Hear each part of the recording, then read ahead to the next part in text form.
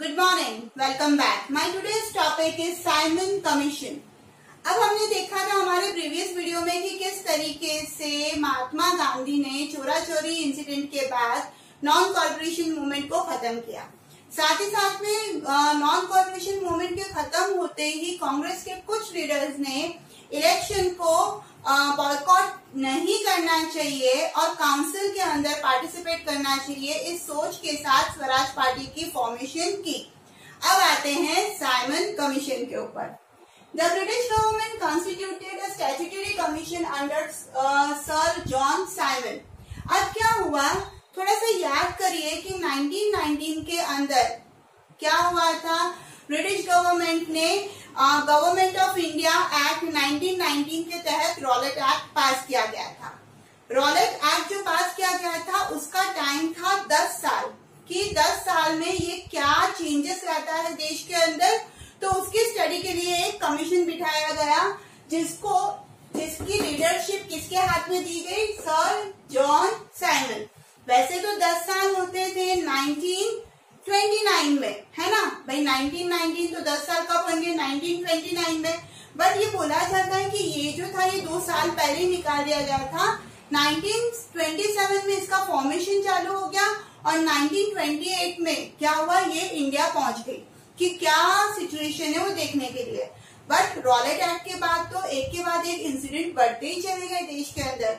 Rowlatt act को oppose किया, फिर जलियांवाला बाग कांड हुआ, फिर खिलाफत मूवमेंट हुई, फिर नॉन कॉर्पोरेशन मूवमेंट, है ना, फिर प्लांटेशन, फिर अवध और बहुत सारे क्या हो रहे थे यहाँ पर, बॉयकॉट हो रहे थे, मूवमेंट हो रहे थे, रेवोल्यूशंस हो रहे थे। तो इसके तहत कमीशन को जो कि 1929 में बैठने वाली थी वो 1927 के एंड में ही कमीशन को सेटअप किया गया और लीडरशिप किसको दे दी गई, सर जॉन साइमन।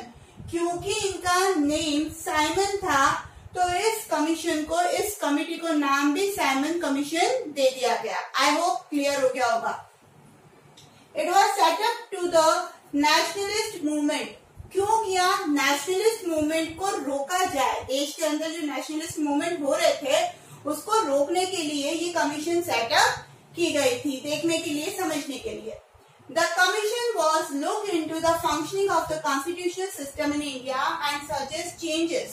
क्या हुआ कि किस तरीके से इंडिया के अंदर में कॉन्स्टिट्यूशन की डिमांड हो ही रही थी इंडियन के द्वारा, तो किस तरीके से कॉन्स्टिट्यूशनल सिस्टम को इंडिया में लाया जा सके और कौन कौन से चेंजेस किए जा सके, इसके लिए साइमन कमीशन को क्या किया, इंडिया भेजा जा रहा था ब्रिटेन से।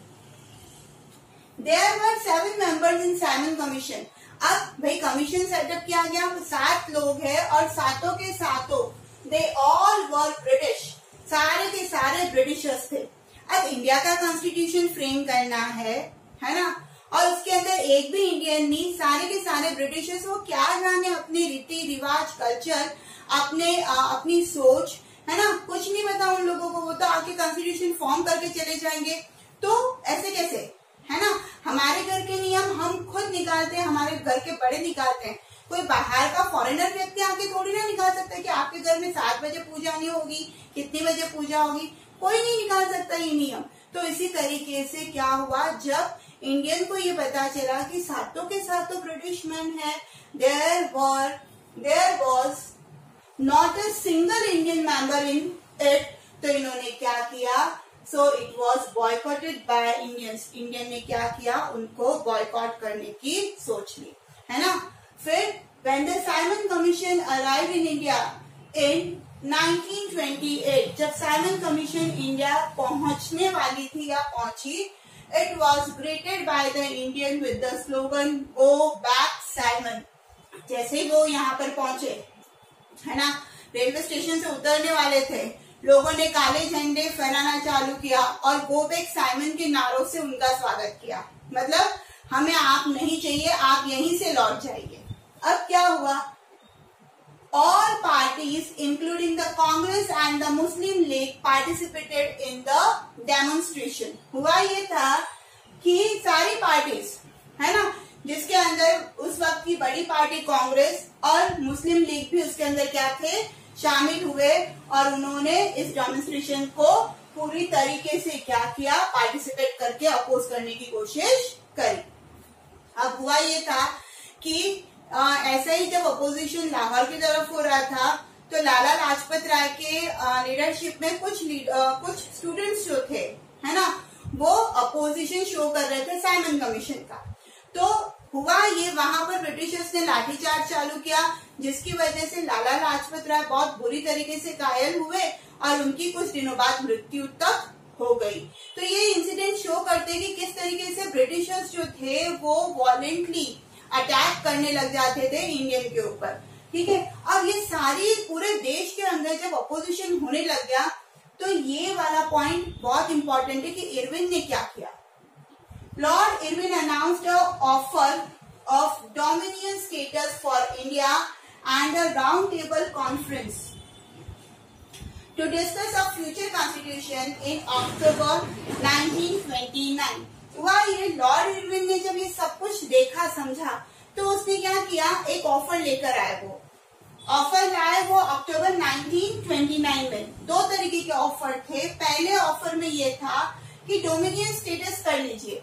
अब डोमिनियन स्टेटस मतलब क्या, कि चलिए आपको आपका कॉन्स्टिट्यूशन चाहिए, आप कॉन्स्टिट्यूशन बनाइए, अपने हिसाब से बनाइए, कोई भी ब्रिटिशर्स उसमें इन्वॉल्व नहीं होगा।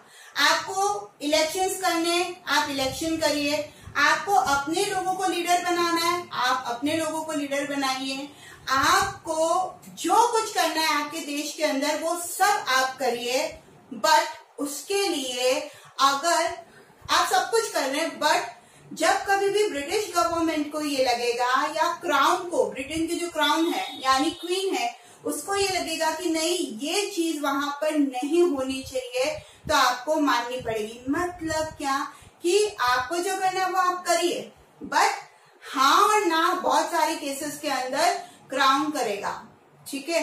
तो ये तो वही कठपुतली वाली बात होगी। आज तो हमें ये इतना सब कुछ फ्रीडम दे रहे हैं, धीरे धीरे ये तो वापस बोलेंगे नहीं आप अपना कॉन्स्टिट्यूशन नहीं चलाओ, नहीं आप इस लीडर को खड़ा मत करो, नहीं आप ये वाला इलेक्शन नहीं करवा सकते। तो ये तो वापस टांग अड़ाते ही जाएंगे और वापस क्या होगा, पूरी तरीके से ये एरिया को कवर कर लेंगे, अपने अंडर में ले लेंगे।